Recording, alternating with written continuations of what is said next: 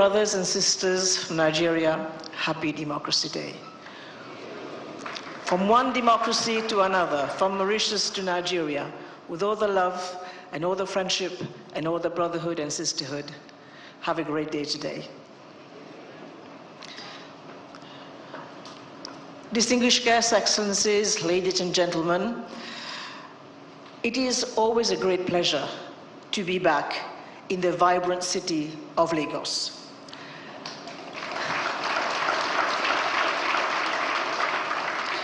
To tell you how much I love this place, we are only in June 2025, and I'm already at my second visit. After listening to our convener this morning, I am also of the opinion that education remains the biggest transformation that this continent needs, and through education, we can really bring the transformation that this country and this continent really deserves. So I'm very pleased to be able to speak on how a sound education system can and will transform our continent.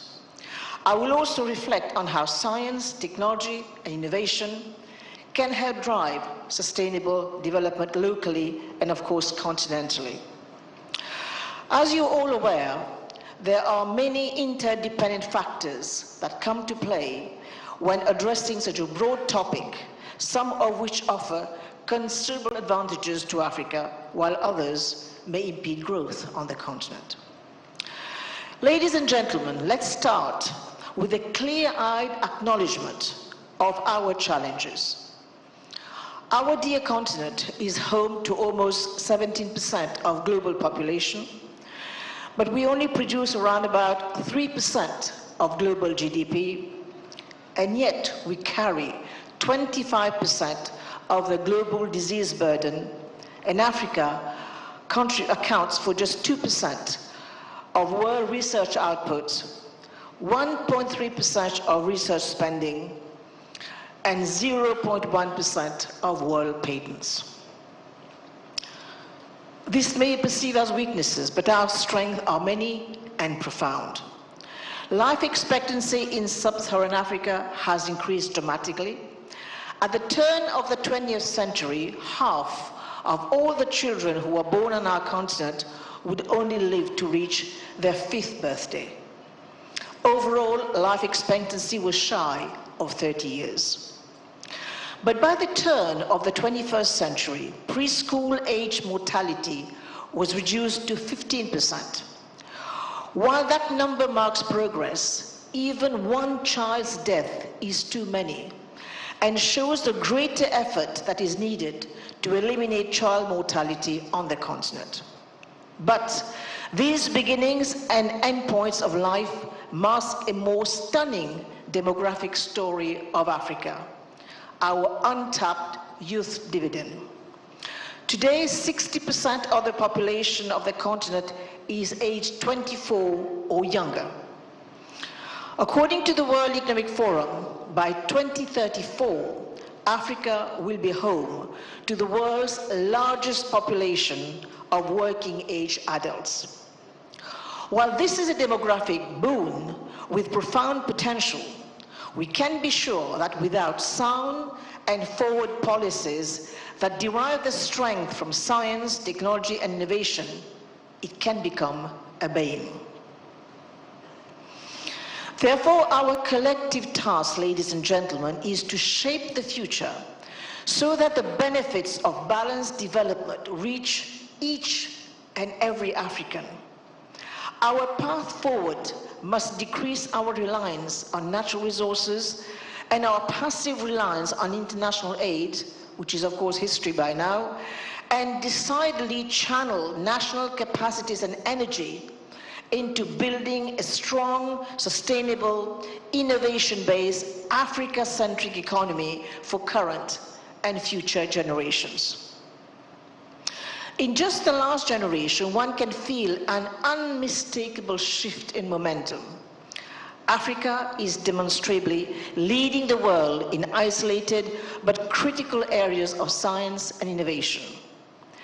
To be able to sustain this level of development, we, myself included, we must strive to educate.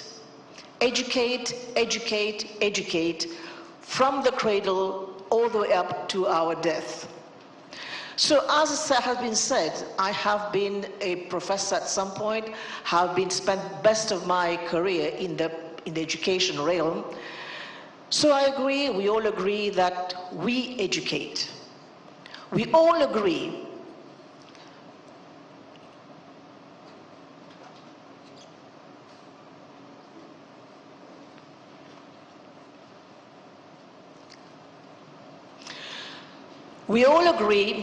that in the narrowest of senses, universities offer today youth the knowledge and the skills they will need to enter the workforce. In societies like ours, with young burgeoning population and expanding middle classes, the demand for access to higher education will only continue to grow. So universities will have a balancing act to do. How to negotiate the tension between increased access, sustained quality assurance, and relevance of the courses to societies they serve that will make the graduates employable. The question of what constitutes relevance in a university education will, of course, be answered differently in different locations. Any hasty answer can become short-sighted, as increasingly a university should not just be training for the jobs that exist today, but educating for the challenges that will exist in the future. We cannot possibly imagine today what problems an engineer or a clinician will be confronted with 20 or 30 years from now. But education we offer should provide that engineer, for example, with the intellectual tools that they need to tackle the problems that they cannot yet foresee, as well as ensuring that they are capable and flexible enough to re-educating themselves as new opportunities arise. Educating our youth, however, must go beyond these basic functions of training and ensuring employability. To be globally competitive, universities must remain an agora for global citizens and generators of future leadership. We should aspire to inculcate a view of the world that is broad, multifaceted, and interconnected. Put succinctly, we should aspire to teach our youth on how to think and not just what to think. Ladies and gentlemen, the next question that we must be asking ourselves is as follows. What are the ways universities contribute to their societies? University faculties also generate knowledge through their research. Alongside education, research can have a decisive impact on a university's contribution to society. Beyond its duty to impart knowledge, it is a university's commitment to research that allows it to conceive solutions to global challenges and this is commensurate with its research output, be it applied or fundamental research. There remains, however, a false dichotomy, as one can easily state, that there are two types of research, and those who are in academia will understand this: applied and not yet applied, which is of course referred to often as fundamental. As academician, one must also like to stress on the importance of interdisciplinary research, and in particular the crucial role that the arts, humanities, and social sciences have in contextualizing the new knowledge we create. The problems we normally face, are human problems. The solution may be technological or science-based, but they can only be implemented in a human context. Only our specialists in the arts, humanities, and social sciences can help us do that. So we should not be exclusive, we should be inclusive in the way we teach all these subjects. But whether fundamental or applied, whether in the hard sciences or in the arts and humanities, What should drive a university is a thrill of discovery and the certainty that is making a difference to society locally and globally. Ladies and gentlemen, my third point is that there is another way in which 21st century university can contribute to society. It is by innovating. To be useful to society, a university must put its discoveries to work so as to be able to create impact. Science, technology are not only the tools for generating knowledge, but they should also help spin off incubators, firms, and revenue generation and jobs created. It matters now more than ever, especially in the current political context, when even elite universities are under pressure. Yet, it is also a fact that universities have enormous convening power, and their leaders have their natural capacity to work closely with policymakers, educators, and industry leaders. They are uniquely positioned to be outlets for innovation in the service of society, and this should be a key aspiration for the 21st century university, whilst not forgetting that nowadays, data is now the new oil. How do we do this, ladies and gentlemen? I have outlined what I think should be essential function of a global, world-leading university in the 21st century. It is easier said than done. The question remains, how do we achieve this? And when we achieve it, how do we sustain it? I would like to argue, again without being too prescriptive, that there are at least 4 essential elements to the mix. The first is the need to invest, and I stress on the word invest, because too often in our societies we tend to think of educating as an expense. It is not an expense, it's an investment. The need to invest in the human capital. It is impossible to build high-quality institution without high-quality people. All of us, whether living in developed or emerging societies, are now faced with the imminent prospect of a slowdown in economic growth driven by commodities. When that happens, societies that have failed to invest in their men and women will fall behind. A university must be committed to be the full development of a nation's talent. By this I mean a development of talent that is inclusive of sectors of population and have not traditionally been represented in higher education, and to whom opportunities have not traditionally been afforded. The role of women is a case in point. It is an area where African countries, interestingly enough, have been at the vanguard.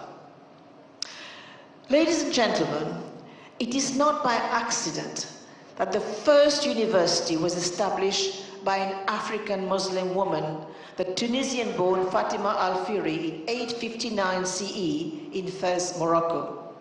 Unfortunately, even to date, inequality of opportunity between men and women still persists in the university sector generally. There is a contributing disparity between the number of women who enter higher education and those who go on to attain highest level of academic success. To be able to redress this, higher standards of openness and inclusiveness are needed. And one has to strive to create the best place for study for all individuals, whatever their gender or their background. Equality of opportunities should be our guiding mantra, because a university's diversity plays an important role in sustaining its academic excellence. I just wish President Trump will hear this. World-class universities need the most talented men and the most talented women if they are to remain world-class. The second point I would like to stress on the need for collaboration. In this 21st century, a collaboration between universities within countries and across borders is no longer optional. It is existential.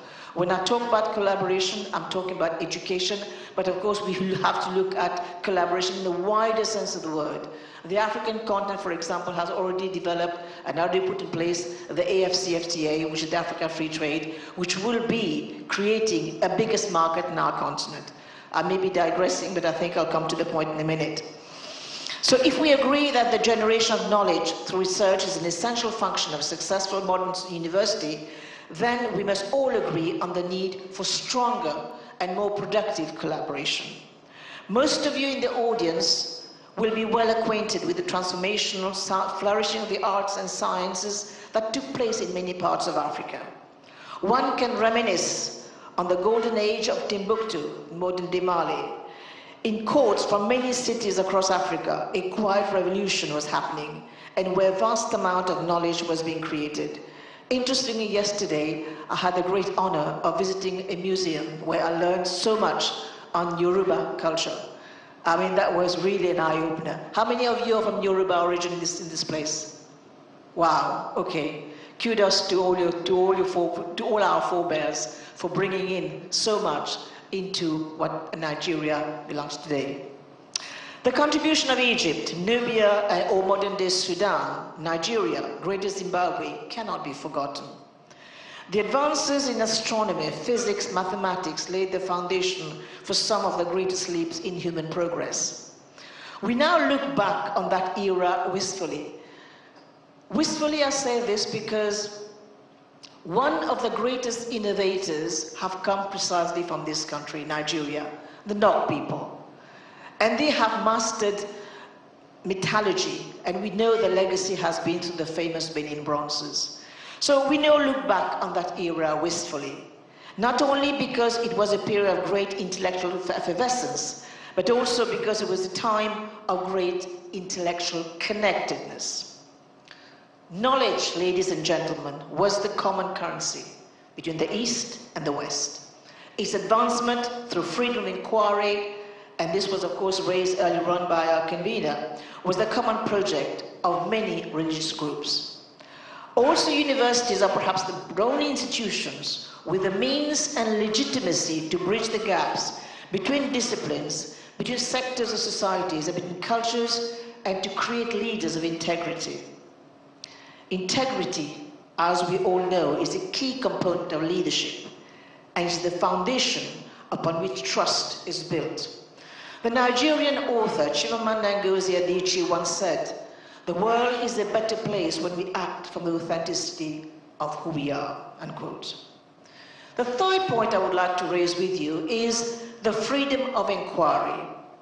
Alongside the imperative to invest in talent and to collaborate, there is a third essential and non-negotiable requisite for a global, world-leading university, the freedom of inquiry. Our convener spoke about the freedom of speech earlier on, but the freedom of inquiry is also one of the bedrocks on which strong academic institutions are built.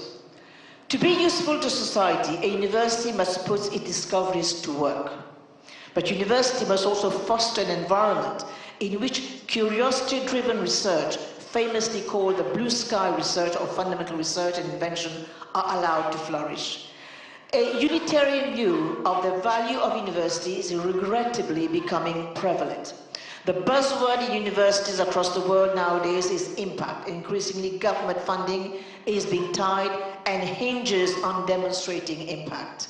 Pioneering bridges, building creative visual impact that is not quite as easy to show as the impact of your work if you're a philosopher or linguist.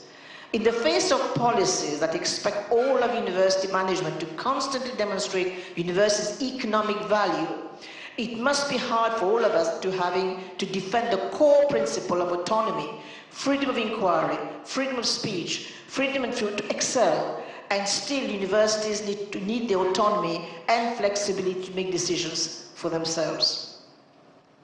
Research-intensive universities are also long-term enterprise, crucial to their vitality and their ability to resist pressures and to move their research in a more utilitarian direction and forego the often serendipitous outcome of investigator-led inquiry. Ladies and gentlemen, so how do we take the long view? The essential ingredient in university, of course, tertiary education, leadership and management is precisely the ability to take the long view. Today's leading universities have long, rich histories spanning centuries, thus suggesting that they have developed resilience that enable them to deal with uncertainty. And here I have a special thought for some of the flagship institutions in this country. I think of University of Ibadan, I think of University of Ife. All these have been flagship universities which have defined the Nigerian education landscape. So the time scale went beyond purely government-backed or commercial enterprise. One needs to take the long view, as it's often cumulative effect of fundamental research that is most important. Investing in the long-term future of people is paramount, as many of people graduate from universities today will be the leaders of tomorrow. So the mission of any university that aspires to be world-leading is to educate, to generate knowledge, and to innovate. Thus, a university needs to invest in people, it needs to unleash the potential that comes from collaboration, it needs to defend its autonomy in order to pursue freedom of inquiry and to take the long view with excellence always as its objective. I believe these are some of the essential values to which any 21st century university that wishes to be world-leading should adhere to. So in closing, ladies and gentlemen, I stand in front of you, not just as a guest, but as someone who has spent the best of my working lives in higher education. I also speak as someone who is under no illusion about the tremendous stars that lie ahead for you and for all of us. In order to successfully tackle these tasks, our universities will need to extract and make use of every single drop of its most valuable asset, the ingenuity, the talent of the youth, the talent of women and men together. Also, to be able to confront global challenges, we will have to rely not only on scientists and engineers, but on these experts in the humanities, in the social sciences, who can put the global challenges in a human perspective. To face the dangers of a changing climate, increasing demand on the world's resources, we must look ahead and consider a future where knowledge remains the primary fuel for growth. Rest assured that there is no dearth of knowledge, there is no dearth of wisdom, there is no dearth of talent and of course resources in this country and across Africa that can help drive our own future, that can really be the rock on which we can build. So in the decades ahead, universities will be at the heart of the way in which our countries respond to these challenges, to satisfy our societal aspiration for equality, development and growth. It is a fact that our good universities may not always have all the answers. We therefore are certainly bound by our duty to society to articulate the right questions. Ladies and gentlemen, I cannot close by not addressing the tremendous potential of our diaspora. Education is the path out of poverty and to a more prosperous and peaceful world. It is also a direct means to economic development because it creates the foundation of skills and analysis on which technology innovation everywhere in the world is dependent. At the highest level of the education spectrum, we must ensure that our most talented students can enjoy a world-class higher education without being forced to seek for it overseas. Too many of these young scholars understandably stay after obtaining advanced degrees to make their careers and homes in their adopted country. This is their loss, this is Nigeria's loss, this is Africa's loss. The only way to reverse the brain drain is to provide comparable professional and personal opportunities for our most talented sons and daughters at home here in Africa. Only in this way will we stay in Africa or return home, not out of a sense of duty or sacrifice or sentiment or even adventure, but instead because their native country is a rewarding and exciting place to live and to work. Rather than bemoaning the loss of the diaspora, we must make Africa irresistible for those who want to pursue science, technology, and innovation. Buckminster Fuller once said, "You never change things by fighting the existing reality. To change things would build a new model that makes the existing model obsolete." So let us change the present status quo and make it happen. And I'm sure Nigeria has, I'm convinced Nigeria has all the talent it needs to make it happen. And I was saying recently, if only you look at the health sector in Nigeria, if you look at the hospital, or some hospital in Chicago, if you repatriate all these talents back in Nigeria, you won't have a talent problem. Because they are driving the health institution, they're driving so many innovative practices across on the other side of the Atlantic. So let us see how we can create the opportunities. Let us see how we can create the ecosystem. And through quality education, through quality institutions, but we can help bring them back here home to roost and make it happen. Because at the end of the day, the future of our continent will not depend solely on the minds. It will depend on our minds. Thank you so much.